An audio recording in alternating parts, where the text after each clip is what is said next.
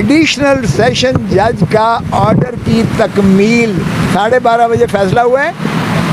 12:35 के ऊपर जमान पार्क में लाहौर में, अभी वारंट यहाँ से गए नहीं हैं, लाहौर में पुलिस ने गिरफ्तारी के लिए पहुँच गई है, सारा घेरा में ले लिया है और उनको गिरफ़्तार भी कर लिया गया, जबकि अभी वारंट यहाँ से इस्लामाबाद से लाहौर जाना इतनी सूरत के साथ मुमकिन ही नहीं है। और वैसे भी वो चूँकि दूसरा सूबा है, क्योंकि ये सूबा ये अपना कैपिटल की अपनी जो है एडमिनिस्ट्रेशन है वो पंजाब का सूबा बनता है, वहाँ तो वैसे भी एक home secretary to home secretary जाया करती है और फिर वहाँ से जो है पुलिस को जाना मकसूद होता है या यहाँ से FIA जाए।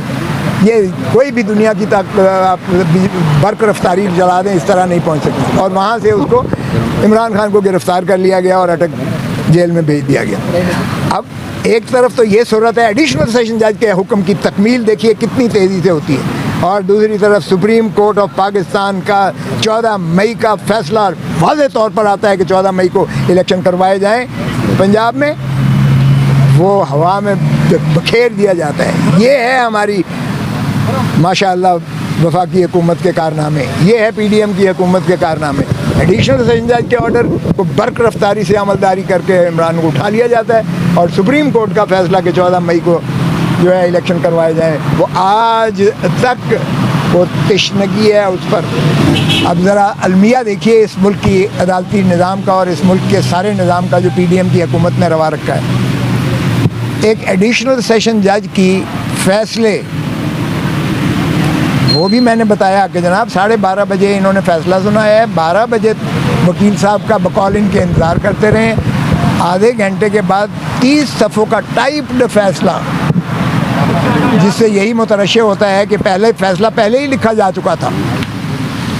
और फिर हमने ये भी बताया कि जनाब आप देखिएगा कि कितनी आपकी तस्दीक हुई है। मैंने आर्टिकल 203 पढ़ के सुनाया, जिसमें चीफ जस्टिस जो है हर अदालत आलिया का अपनी सबॉर्डिनेट जुडिशरी की सुपरवाइज़ करता है और कंट्रोल करता है। सुपरवाइज़ और कंट्रोल, मैंने कहा जी आपकी सुपरविजन और आपके कंट्रोल के नीचे जो कुछ हो रहा है आप देख लीजिएगा कि जब उन्होंने हमारी डिफेंस को क्लोज़ किया, यानी ये आज तक नहीं हुआ तारीख़ में कि वकील को जो मौके लासाइल है वो सफाई के गवाह दे और अदालत मुस्तरद कर दे कि मैं तुम्हारे गवाहों को मानता ही नहीं और लेता ही नहीं है और ये जो है फजूल है और यानी बेवकूफ़ हैं, ये आज तक नहीं हुआ तारीख़ में। और उसके ख़िलाफ़ निगरानी ख़ुद चीफ जस्टिस साहब ने उसमें एडमिट करके मंजूर करके समाअत के लिए नोटिस देकर सारे फरीक़ैन को कल के लिए तलब कर रखा है। तो जाहिर है ऐसे में कोई भी ट्रायल कोर्ट, एडिशनल सेशन जज जो सेशन जज जो कोई भी ट्रायल कोर्ट जो है वो आगे नहीं बढ़ सकती है, फ़ैसला नहीं कर सकती है जब तक उस दरख्वास्त को यकसू ना निपटा जाए, क्योंकि अगर वो मंजूर होती है तो फिर जाहिर है कि सफाई का गवाहान होंगे, उस पर जो है प्रोसिक्यूटर अपनी जरह करेगा और उसके बाद अगर वो चाहेगा तो उसकी रिबटल में कोई और प्रेस करेगा और फिर जो है बहस होगी और फिर फैसला होगा। तो ये ड्यू प्रोसेस आर्टिकल 10A इसी चीज़ का मुतक़ाज़ी है जो बुनियादी हकूक़ से मुतसादिम है।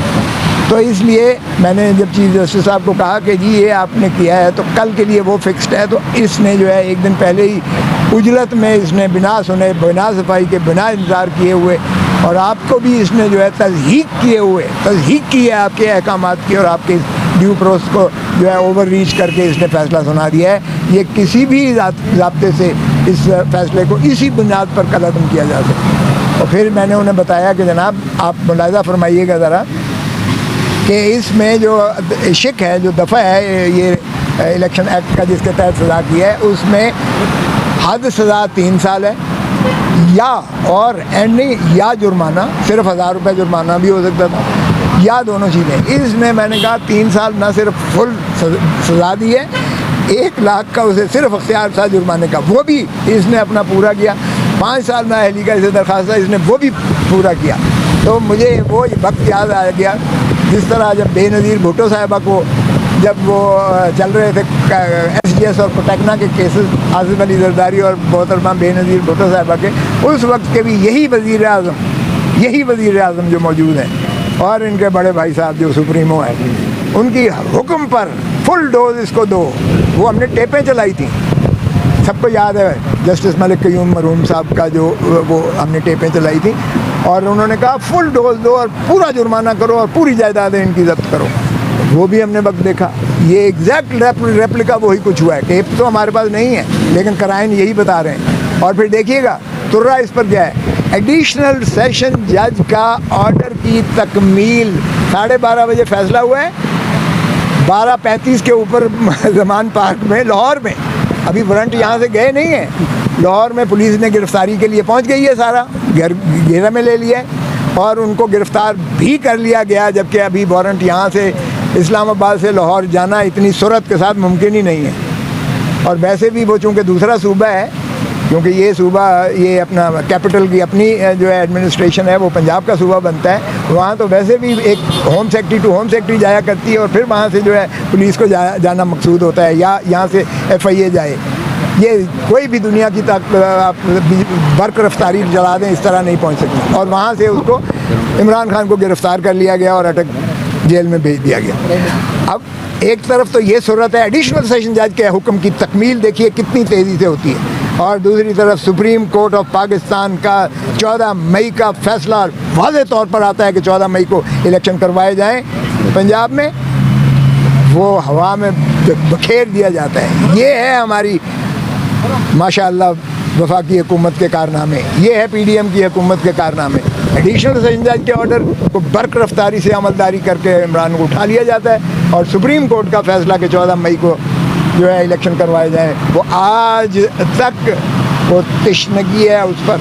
हालांकि जो नज़र सानी जो इलेक्शन कमीशन की थी, जिस तरह से सुप्रीम कोर्ट ने मुस्तरद किया है, वो इतना डैमनिंग वर्डिक्ट है इलेक्शन कमीशन ऑफ पाकिस्तान के ख़िलाफ़ कि सारे मेंबर्स को आइन शिकनी में इनको आर्टिकल 209 में इनको बर्खास्त कर देना चाहिए, घर भेज देना चाहिए, इनको पाबा सलासल होना चाहिए, जिन्होंने इस कौम और मुल्क के न सिर्फ आइन को तोड़ा है बल्कि जमहूर को हक़ के वोट से भी महरूम रखा है, जमहूर को, अवाम को पंजाब असेंबली बनाने से भी महरूम रखा है, और अपनी हक़ के हुक्मरानी से भी महरूम रखा है। और फिर अजीब एक तुर्रा देखिएगा कि CCI बैठ रही है। ओ भाई, कौन सी CCI? 2 सूबों में तो वज़राए आला केयर टेकर जो हैं वो तो अवाम के नुमाइंदा ही नहीं है। They don't represent the people of the provinces. उनके साथ बैठ के सिर्फ ये है कि इलेक्शन को कितना आपने टू खाते में डालना है। बार गए वो उस तरफ आया। आज की जो समात थी उसमें ख्वाजा हारिस साहब ने भी फिर अपनी मारूज़ात की कि जनाब देखिएगा किस तरह से, जब मेरा मुंशी जा रहा था तो उसको भी इन्होंने जो है धमकियाँ भी दी और उसको डिटेन किया गया, और ये इस तरह से किया गया कि वकला भी ना जा सकें, मुंशी भी ना जा सकें, अदालत तक ना रसाई हो सके, ताकि बुलडोज करके सज़ा किया जाए। तो जज साहब ने हमारी इस्तदलाल इब्तदाई सुनने के बाद अपील को समात के लिए मंजूर कर लिया, एडमिट नोटिस किया, दूसरे फरीक को नोटिस दिया इलेक्शन कमीशन को, और साथ ही रिकॉर्ड सारा तलब कर लिया है, और हमने कहा कि इसको फौरी मुअत्तल किया जाए सज़ा को। उस पर उन्होंने नोटिस देकर अर्ली हियरिंग के लिए हमने उसमें इस्तदा ज़रूर की कि आज ही इसको जो है कर लीजिएगा, क्योंकि ये इतना वाज़े तौर पर बदनीयती मुतरशी होती है कि ये तज़हीक होगी, और अदालती निज़ाम जो है के ऊपर एक बहुत बड़ा सियाद धब्बा है जिस अंदाज से एडिशनल सेशन जज साहब ने इस केस को यकसूर किया है। सरदार साहब, इमरान खान साहब और कितने घंटे जेल में रहेंगे? देखिए, ये तो अल्लाह के, देखिए ये दाना पानी उसके हाथ में है, अल्लाह के हाथ में होता है। किसी इंसान के हाथ में होता तो वो शायद सभी को जो है वो महरूम कर देता। इसका मैं कुछ नहीं आज रात तक या सुबह तक रिहा हो जाएंगे? देखिए मोदी, ये तारीख अब देंगे जब भी जज साहब